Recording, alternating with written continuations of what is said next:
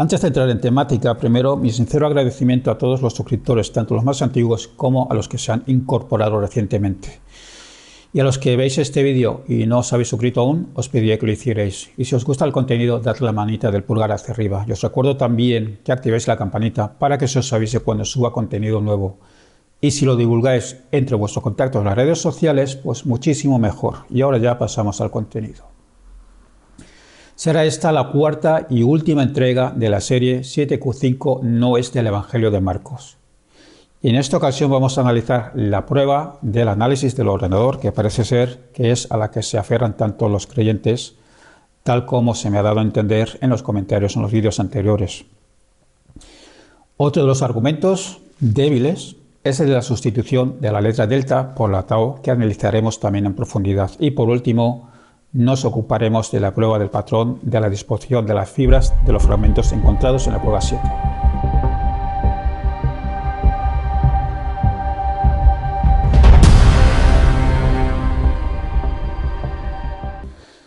Vamos a empezar por lo más sencillo.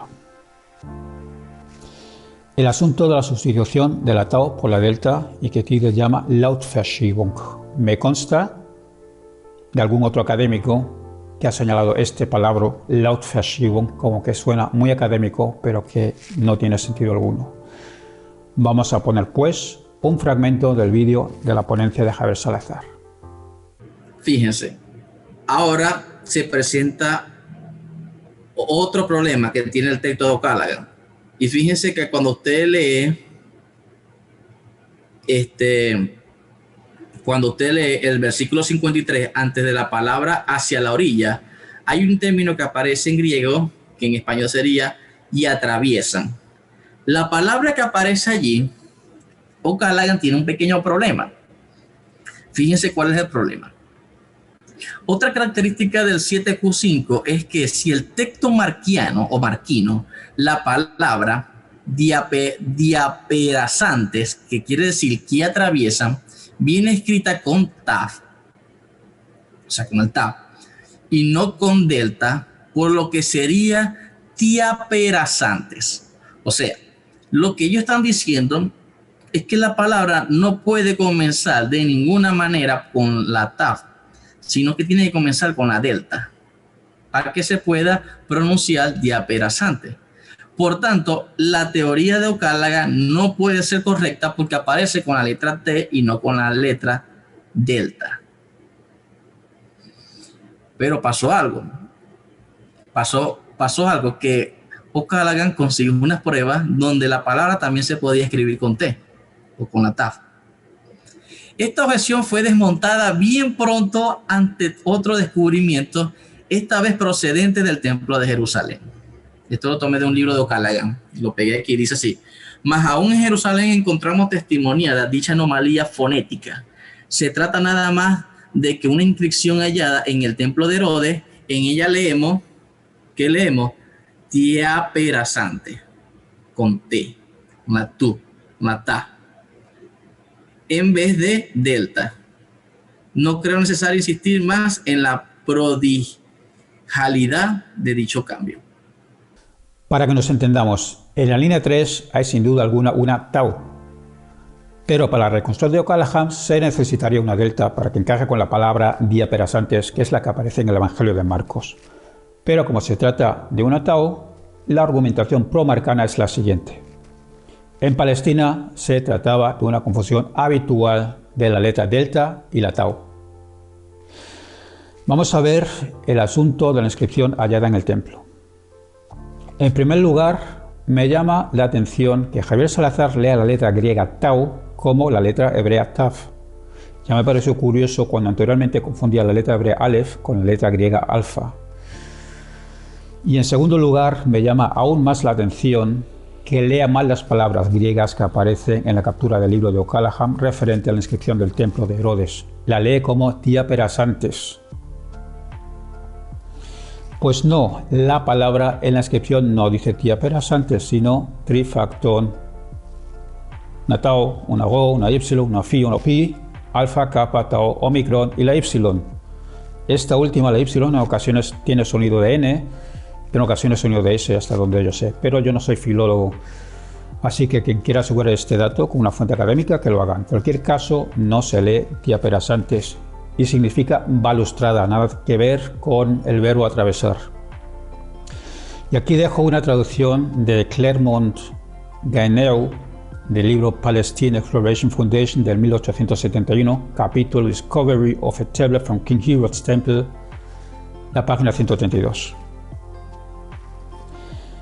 Vemos que la traducción hecha por Javier Salazar es errónea, aunque realmente no es su traducción, sino que es la traducción errónea de la Wikipedia, donde incluso se señala en cursiva la palabra atravesar para que nos quede claro que es esa la palabra que se está traduciendo. Ni siquiera O'Callaghan dice tal cosa. Y por otra parte, el hecho de que la traducción de la losa esté incluida en un libro de 1871 demuestra también que no se trató de un descubrimiento in extremis durante la controversia académica que vino a darle la razón a O'Callaghan, que es lo que se podría entender a partir de la entrada de la Wikipedia, y parece ser que así lo ha entendido también Javier Salazar. Es fácil adivinar por qué Javier Salazar comete este error, simplemente porque lo ha copiado tal cual de la Wikipedia. El texto explicativo que aparece en el vídeo es exactamente el mismo que aparece en la Wikipedia, y en consecuencia la afirmación de que en la inscripción herodiana aparece la palabra atravesar con una delta en vez de con una tau es falsa. En la inscripción no aparece tal palabra. La inscripción no dice atravesar, sino balustrada, que hace referencia a la balustrada que rodeaba el atrio.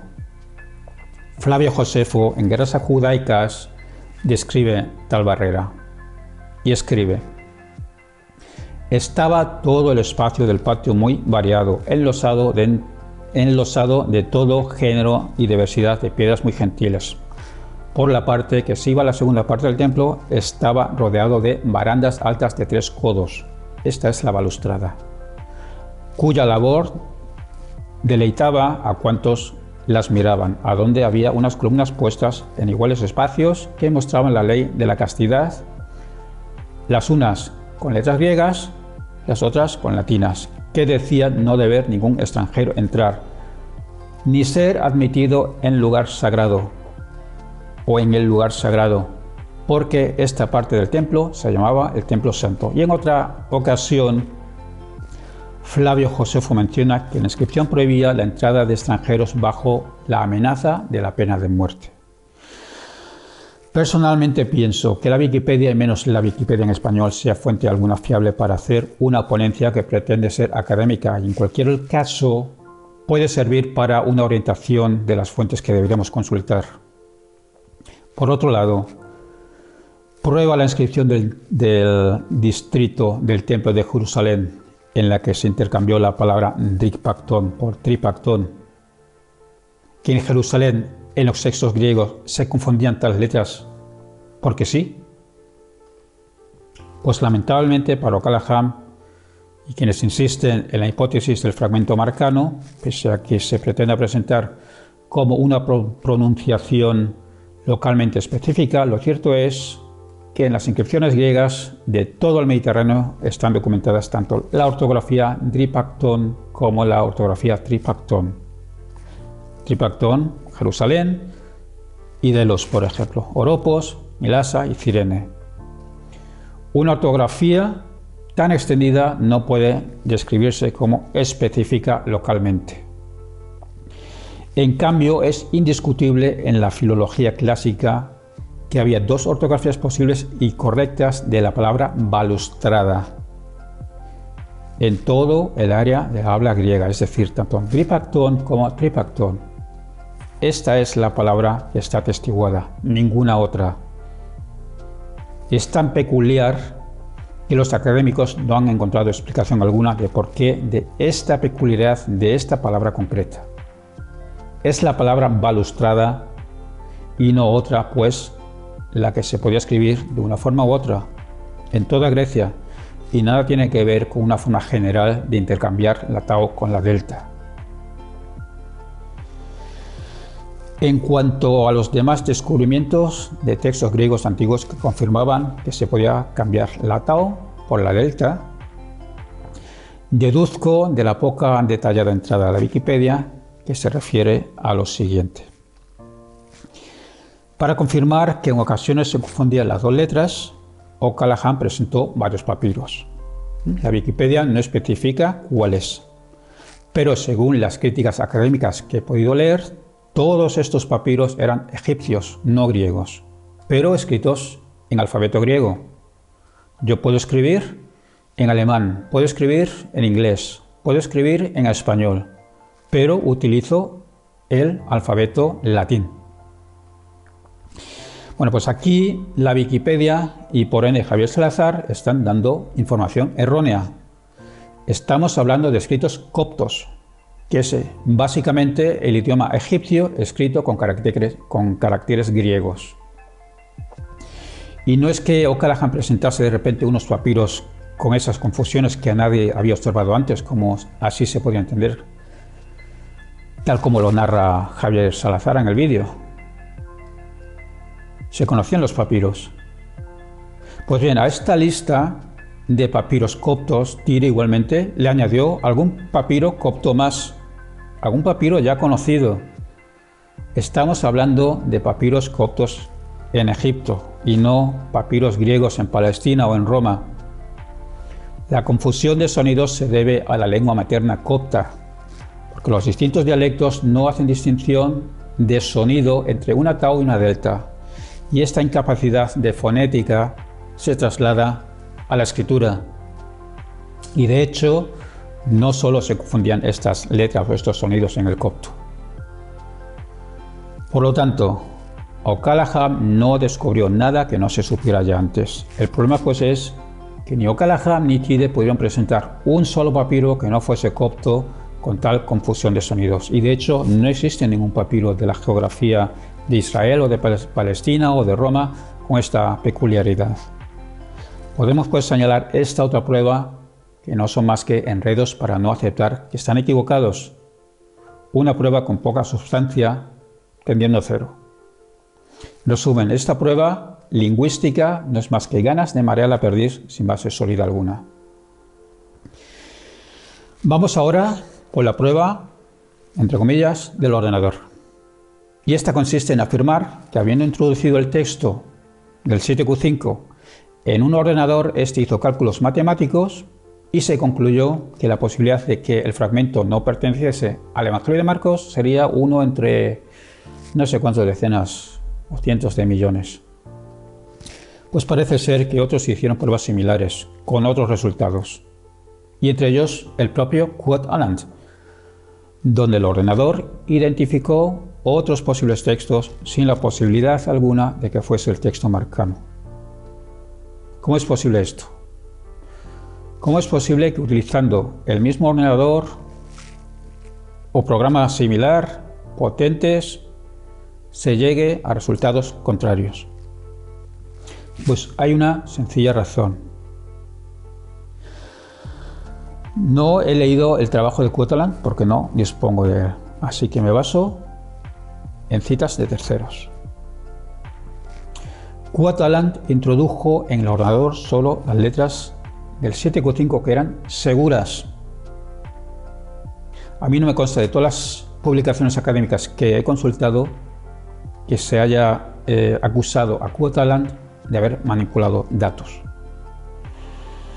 Por ejemplo, Ferdinand Hoagius, en su artículo que apareció en 1988 con el título Das Qumran-Fragment 7Q5, es decir, el fragmento de Qumran 7Q5, que apareció en Novum Testamentum, volumen 30, Facsimil 2, páginas 97 al 99, donde aporta objeciones a las críticas que Tide hizo contra el trabajo de Aland y donde Ferdinand cita textualmente a Tide, y este objeta que Aland introdujo datos erróneos, en especial en lo referido a lo que denomina parágrafos. Y es sobre todo el asunto de los parágrafos que Tide exhibe como argumento principal en contra de Aland. Pues a esta objeción, Ferdinand Hoagius le deja claro a Tide lo siguiente, y cito, lo traduzco: la entrada adicional de los parágrafos que exige Tide no puede permitir que 7Q5 se identifique positivamente si se observa que el posible rango de variación en el número de letras por línea en el experimento ya era lo suficientemente grande. Debo añadir también que no tengo el libro de Tide en concreto, donde aborda el asunto de las pruebas del ordenador, y solo me puedo basar en críticas de terceros, en este caso la crítica de Ferdinand Rogiers.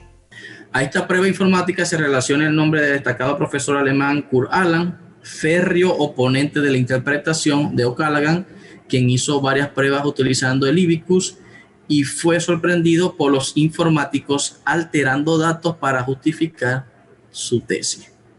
¿De dónde Javier Salazar saca la afirmación?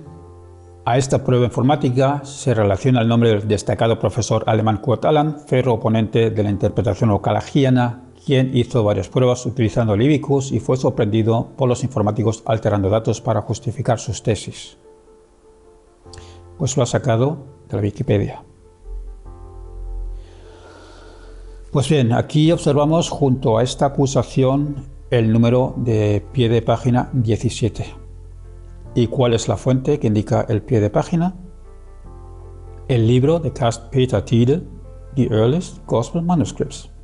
Pues bien, es este libro del que hace Ferdinand Rogiers su crítica, y nada se dice ahí de que Tide hubiese acusado a Kurt Aland de haber hecho trampas malvadas. No se dice nada de manipulación, sino de introducir datos erróneos por parte de Kurt Aland. Simplemente Tide no estaba de acuerdo con los datos que incluyó Kurt Aland, porque según él estaban incompletos por el asunto de los parágrafos. Pero que según Ferdinand Rogiers señala que es irrelevante. No sé quién escribió la entrada de la Wikipedia, pero quien lo haya hecho o no fue sincero, o no entendió a Tide, o no lo leyó. A mí me parece más un chisme de tertulia de bar que un argumento. E insisto, si se pretende hacer una ponencia con cierto nivel académico, no nos vale la Wikipedia, y menos la española. En todo caso, nos puede servir para buscar esas fuentes en las que dice basarse y revisarlas. Y si se da el caso, evitarlas o corregir los errores. Por desgracia, cualquiera puede escribir en la Wikipedia. Y no es que sea un racista y esté en contra de la Wikipedia en español, por ser española. Pero sinceramente, en lo que al menos a los temas que se refiere que yo toco, más de una vez he encontrado afirmaciones erróneas que no encontramos en la Wikipedia alemana o en la inglesa. Y por otro lado, hay enciclopedias académicas online que por su carácter son confiables, entre otras cosas, porque solo es editada por estudiosos. Y estas, por supuesto, que podemos citar, pero debemos de acordarnos de darles los créditos a quien se los merece. O'Callaghan introdujo también esas letras que debió inventarse para hacer coincidir el texto, incluido espacios y palabras. Y no por ello le acusamos de hacer trampas a escondidas habiendo sido pillado infraganti por los informáticos. Es decir, con muy brillante matemático que fuese Alberto Dow, él se limitó a introducir aquellas letras, espacios y palabras que le dictó O'Callaghan, y no discrepó con O'Callaghan porque él no es papirólogo y por lo tanto no le pudo poner objeciones. Así que la prueba del ordenador no es una prueba objetiva. Puede parecer a primera vista que sea así, pero no lo es. Las matemáticas son exactas. Eso es cierto. 2 más 2 siempre serán 4. El problema es, si no se tiene uno de los sumandos, no se tiene el resultado, hay que inventárselo. Y si en vez de un 2 se introduce un 3 para que el resultado sea 5 y no 4, pues si le encargamos estos cálculos a un ordenador con este input, nos darán ese resultado. En este caso, pues el resultado dependía de la subjetividad de O'Callaghan. Y si le introdujo a la fuerza letras que encajaban con el Evangelio de Marcos, pues evidentemente el programa debe necesariamente dar como resultado tales probabilidades. Y esto me recuerda a Richard Carrier. Richard Carrier, el mitista por excelencia. Y este, en base al teorema de Bayes, dijo haber probado que Jesús no existió. Y el teorema de Bayes efectivamente no se puede equivocar en el resultado. Es una fórmula matemática, pero depende del input que se le dé. Y es por ello que hay autores fundamentalistas que, utilizando el mismo teorema, dicen haber probado la probabilidad astronómica de la resurrección de Jesús. Si Carrier es ateo militante, evidentemente va a introducir valores tendenciosos. Y en el otro lado contrario, el creyente fundamentalista le introducirá igualmente valores tendenciosos. Y los resultados serán matemáticamente exactos, pero son opuestos.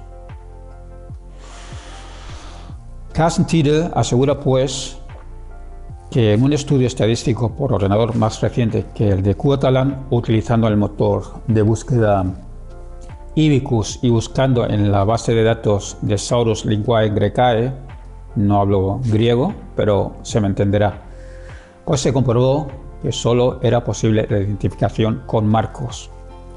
Pues bien, a esto escribe Daniel Wallace, que no es sospechoso nada de ser un ateo extremista. Ese Daniel Wallace que anunció en su debate con Bauman el descubrimiento de un fragmento de Marcos del siglo I encontrado en una máscara egipcia, que yo os presenté en la primera parte de esta serie de vídeos. Pues dice Daniel Wallace sobre lo que afirma Tiede.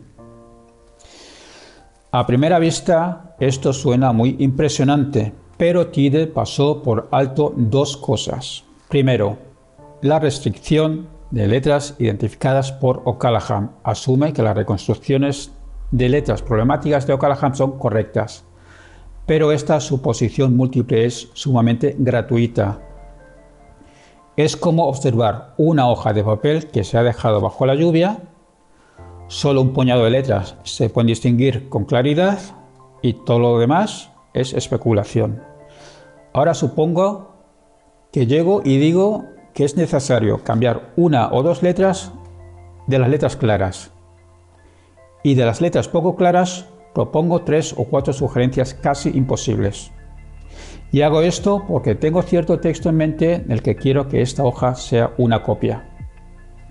¿Sería tan sorprendente cuando mi Macintosh escupe ese mismo texto después de haberlo programado?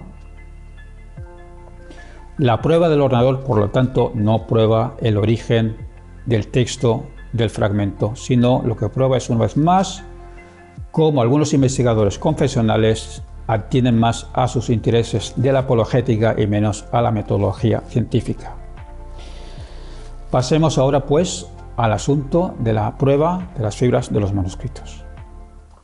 Digo esto porque ya voy a presentar la otra cara de la moneda, que es la que todo el mundo conoce, o por lo menos la que la mayoría de los estudiosos, investigadores, académicos apoyan.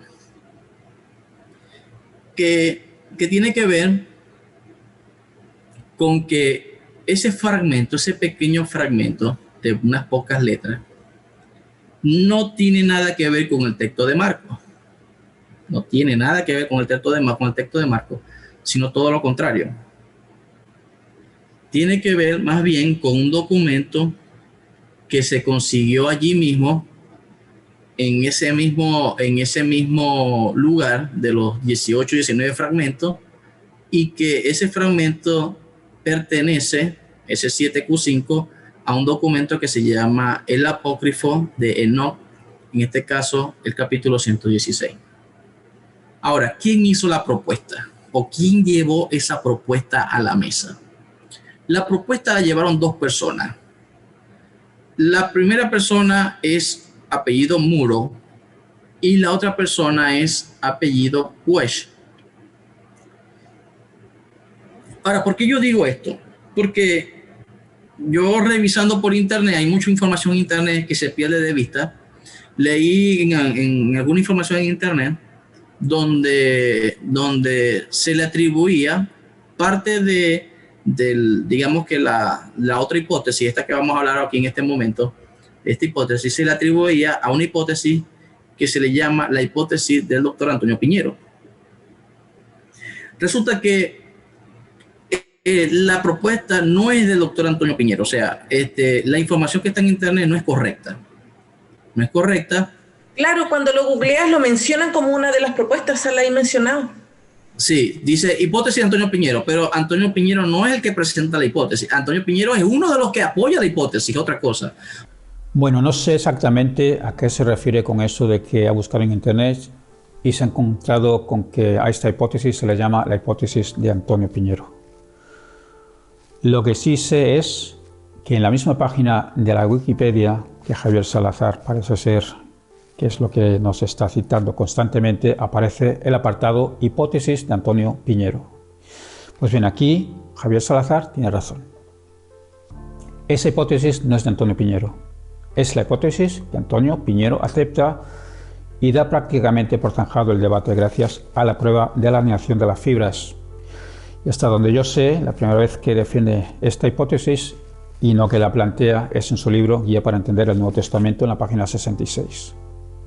Y ahí escribe: pero el reciente descubrimiento de que cada hoja de papiro es identificable porque sus fibras tienen una disposición especial y única, casi como una huella digital, demuestra que 7Q5 forma parte de otro trozo suelto de un manuscrito descubierto en la misma cueva de 7Q5. Ambos fragmentos fueron escritos en la misma hoja de papiro. Como el texto del segundo trozo es más amplio, se ha podido identificar sin duda alguna como parte del antiguo libro de Enoc. Por tanto, 7Q5 forma otra parte de ese mismo libro. En su blog Tendencias 21 escribe Antonio Piñero: pero creo que hace tiempo que la discusión debería de estar zanjada. El estudioso israelita Mark Broschi difundió el descubrimiento de que cada hoja de papiro tiene una disposición especial única, casi como una huella digital. No hay dos hojas de papiro con huellas digitales idénticas. Broschi señaló que 7Q5 forma parte de otro trozo suelto en un manuscrito cuyo soporte en papiro tiene exactamente la misma huella, y se trata de un texto que forma parte del antiguo libro primero de Enoc, en concreto de la parte final del capítulo 106, que formaba parte de un antiguo libro de Noé, que fue incorporada a esa amalgama de textos de autores distintos que es el libro 1 de Enoc. No he conseguido documentación alguna sobre el descubrimiento de Broschi en ese sentido. No tengo del todo claro si es él quien hizo el descubrimiento y si ese descubrimiento realmente hace referencia a 7Q5, pero eso lo veremos más adelante. ¿Quién la presenta? La presenta este par de académicos.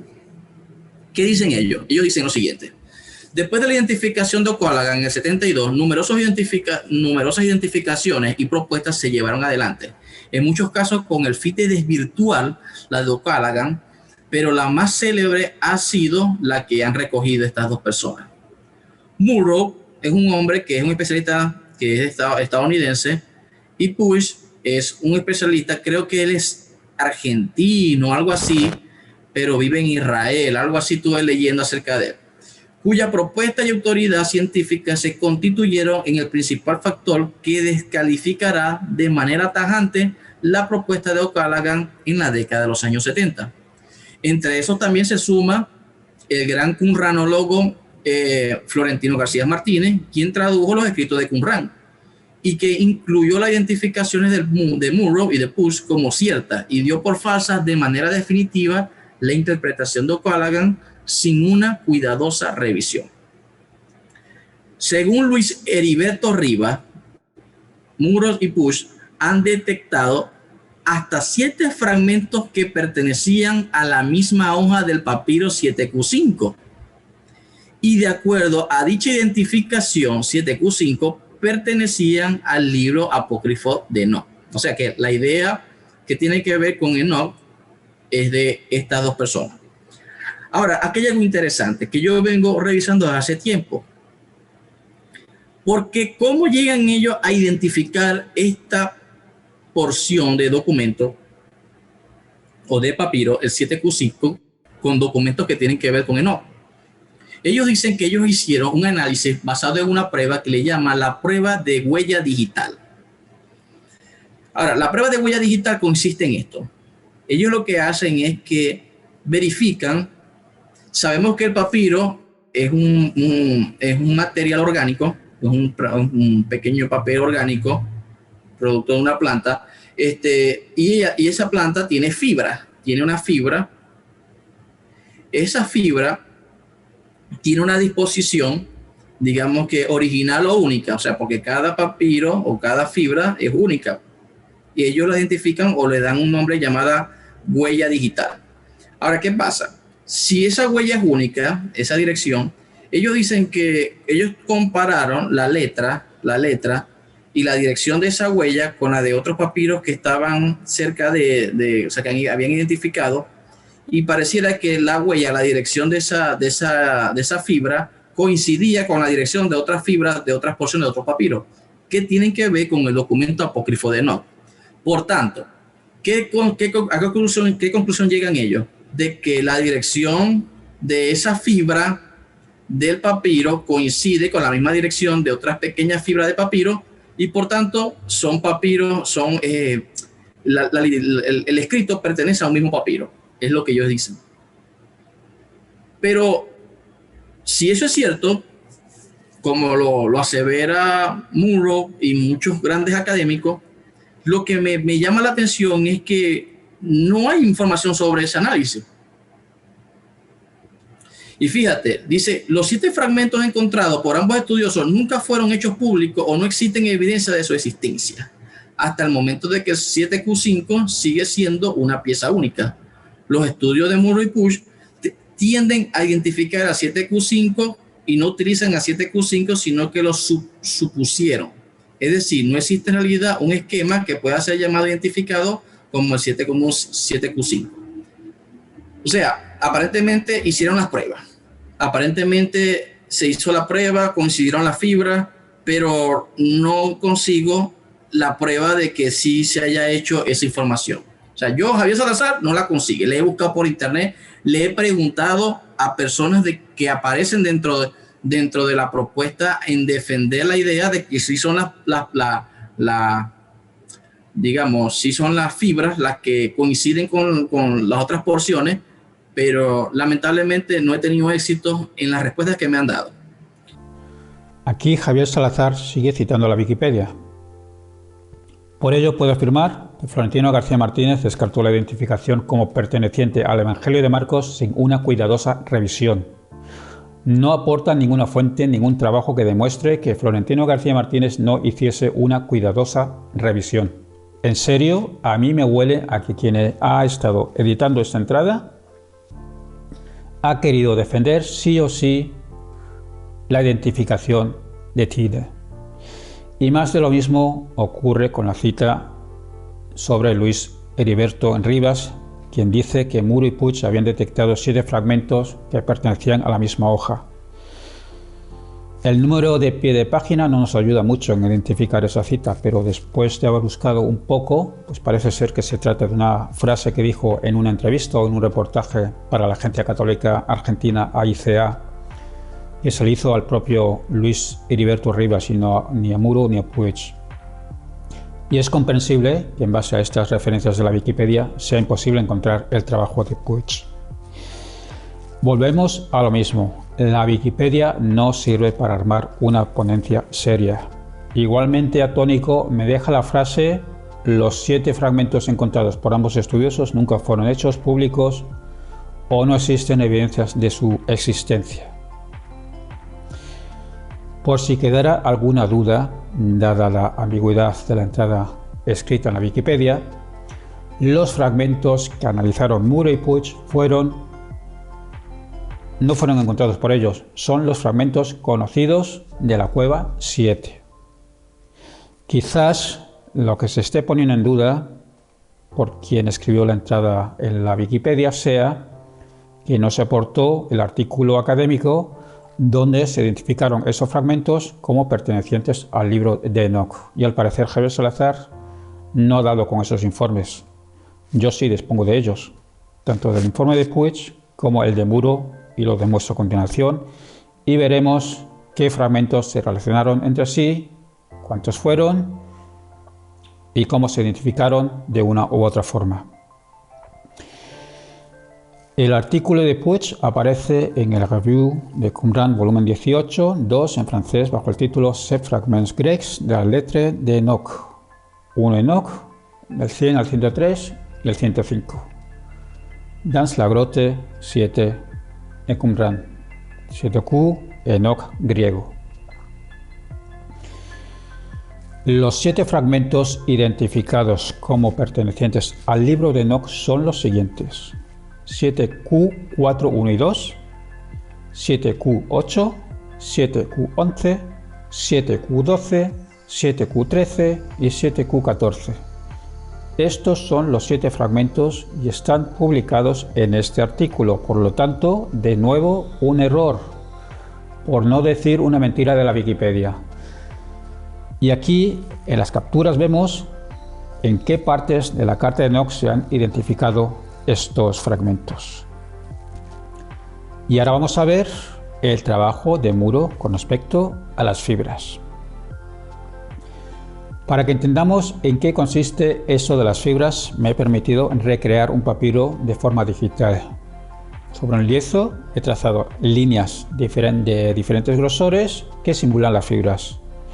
En una capa las fibras en horizontal y en otra las fibras en vertical, simulando el entrelazado con que se unen las distintas hebras de la planta.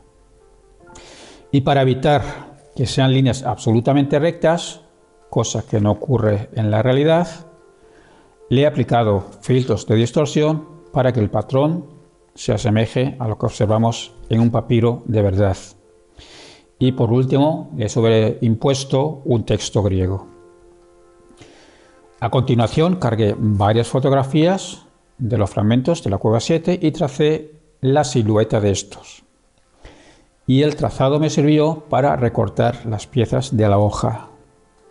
Así que imaginaros que esta fue la hoja tal como se guardó en la ánfora. Y por los motivos que sean, esta hoja se desmenuza en pequeños fragmentos, de los cuales la mayoría desaparecen. Solo nos quedan unos cuantos fragmentos tirados por el suelo. Tenemos pues solo unas pocas piezas del puzzle. ¿Hay alguna forma de conseguir unir las pocas piezas de las que disponemos? Pues en parte sí, gracias al dibujo único del patrón de las fibras que se crea cuando fabricamos la hoja. Igual que ocurriría con un puzzle normal donde, con suerte, si las piezas que han sobrevivido pertenecen a una zona concreta de la imagen, sería fácilmente asociarlas entre sí. Pues bien, voy a juntar 3 piezas para que entendamos el concepto. Y voy a utilizar estas 3 piezas por un motivo muy concreto, porque resulta que de las 3 piezas, O'Callaghan identificó 2 como pertenecientes a 2 libros cristianos diferentes. 7Q4 como perteneciente a 1 Timoteo y 7Q8 como perteneciente a la Epístola de Santiago. También utilizo estas 3 piezas porque, como veremos más adelante, resultará que estos 3 fragmentos pertenecen a un mismo documento. Por supuesto que O'Callaghan aporta todo tipo de explicaciones a las dificultades gramaticales, variantes sexuales, etcétera, etcétera, que supone identificar estos fragmentos como lo hace con 7Q5. Y ríos de tinta se hubiese podido haber ahorrado O'Callaghan, como veremos más adelante. Estas son las piezas que voy a ampliar para que observemos cómo las fibras nos indican que sin duda alguna debieron de haber ocupado espacio unido en la hoja original. Vemos como este patrón del borde coincide con el patrón del borde de la otra pieza. Para un papirólogo no cabría duda alguna de que al menos esas 2 piezas pertenecen a un mismo escrito. Y lo mismo ocurre con esta otra pieza. Y gracias a que ahora, con la unión de las 3 piezas, tenemos un texto más amplio, nos será mucho más fácil identificarlo con la hoja del libro al que debió pertenecer. Vamos a ver pues el trabajo de Ernest Muro en The Greek Fragments from Enoch from Qumran Cave 7, el 7Q4, 7Q8 y 7Q12. Los engloba en 7Q Enoch griego. Los versículos 103, el capítulo 103, del 3 al 4, el 7 y el 8.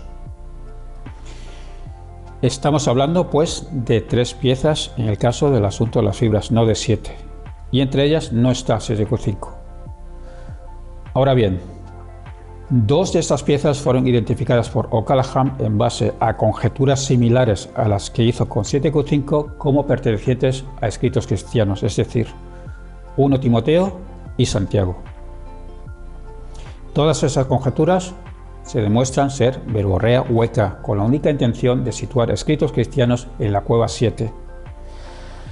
Si ya imaginarse que Marcos fue escrito antes del 68 sería una sensación apologeta, que no supone ningún problema para la academia, pues incluso mucho más situar una epístola que la academia considera una obra tardía del finales del siglo I, al principio del II, sería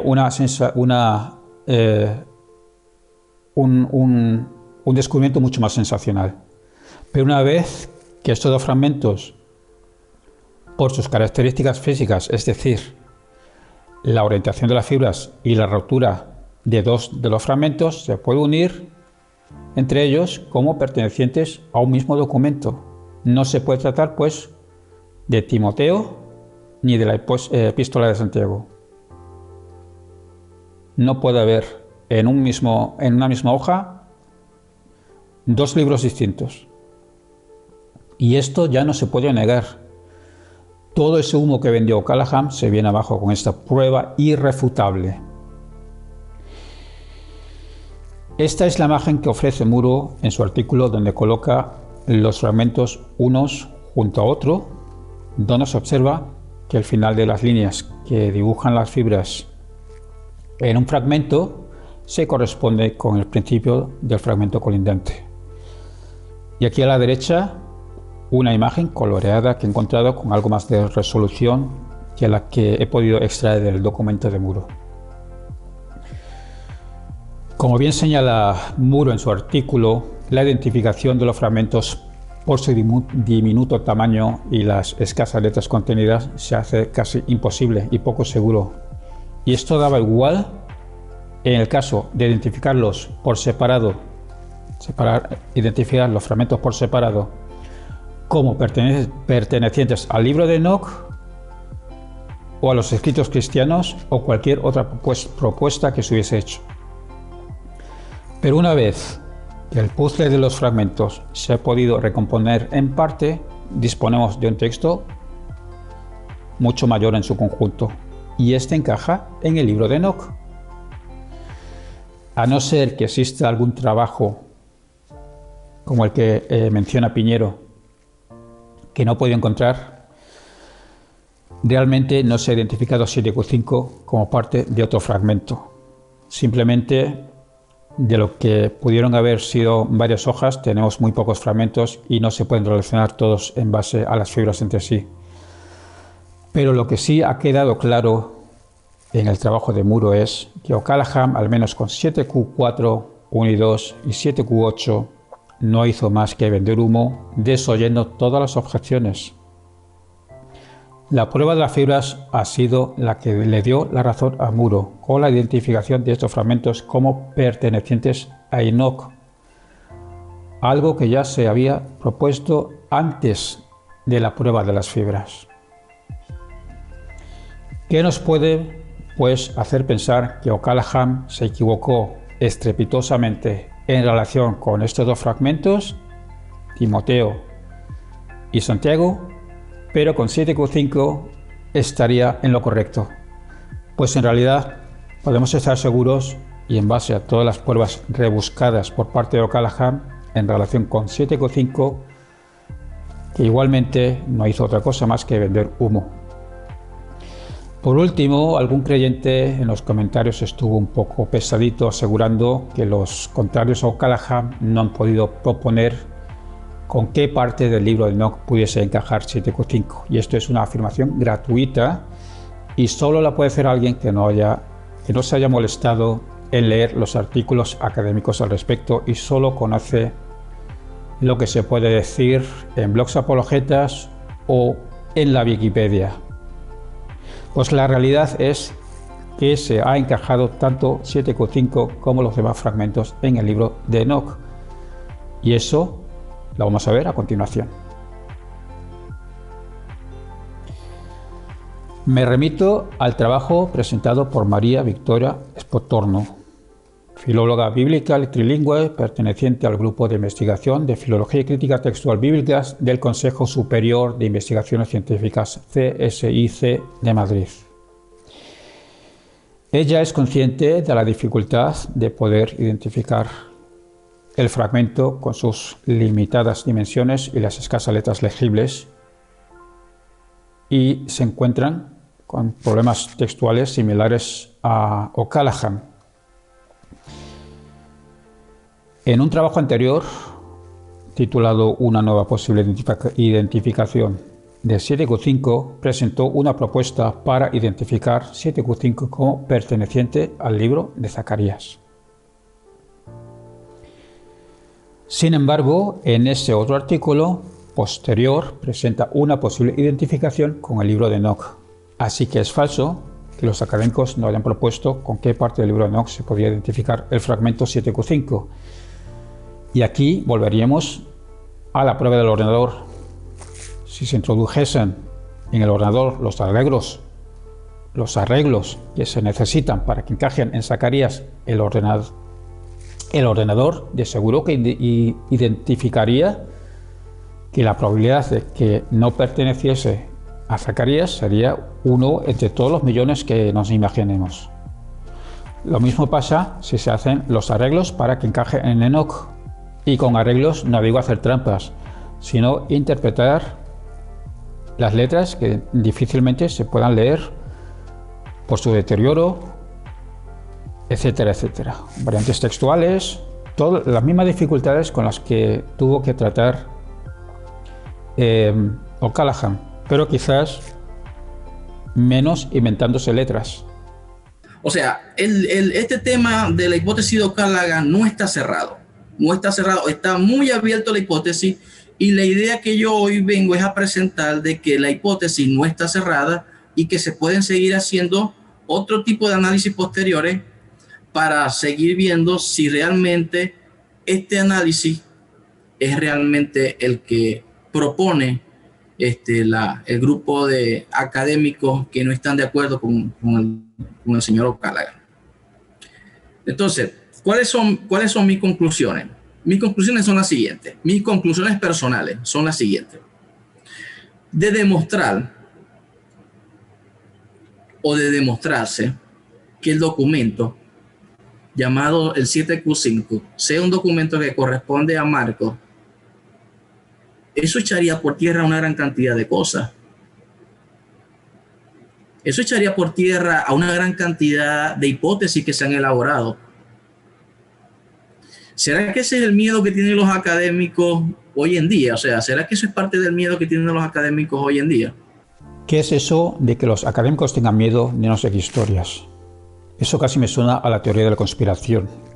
Es muy fácil entender que encontrar un texto anterior al 70 que contenga de alguna forma parte de lo que luego llegamos a conocer como el Evangelio de Marcos no le supone a los académicos y su cronología de la elaboración de los evangelios absolutamente ningún problema.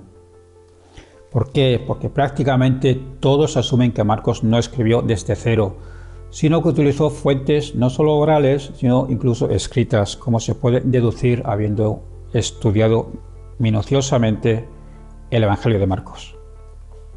Así que no hay miedo. Lo que hay es mucha jeta por parte de algunos académicos confesionales, y aquí lo que se critica no es lo que implicaría encontrar un texto anterior al 70, sino lo que se critica es la forma tendenciosa y nada profesional tanto de O'Callaghan y Tiede que son prácticamente aquellos que hicieron más ruido. No hay miedo. Lo que hay es sensatez, que es lo que les falta a algunos eruditos a los que les puede más su convicción como creyente que no la metodología científica. Concluyo, pues yo también.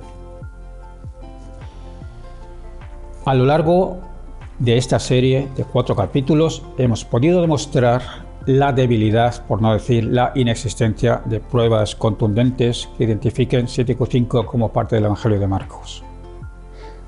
Repasemos. La inscripción de la ánfora no dice Roma, sino Ruma.